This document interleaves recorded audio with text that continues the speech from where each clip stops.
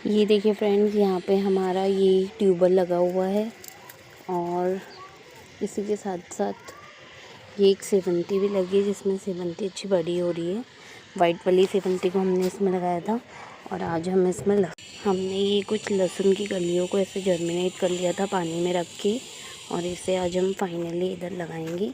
इससे के पेस्ट भी नहीं होते फ्रेंड्स, और प्लस हमें गार्लिक भी खुद ही उग जाएगा हमारे पास। ऐसे छोटा छोटा होल करके आपको इसे ऐसे लगा देना है। ये ऑलरेडी जर्मिनेट हो गया है तो ज़्यादा मेहनत तो लेगा नहीं। इसी के साथ हम इसी में मटर भी लगा देंगे फ्रेंड्स। ये देखिए, हम सबको लगा के अब आपको दिखाएंगे।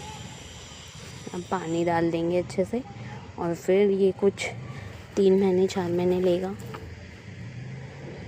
तब तक का फिंगर क्रॉस करके वेट करेंगे।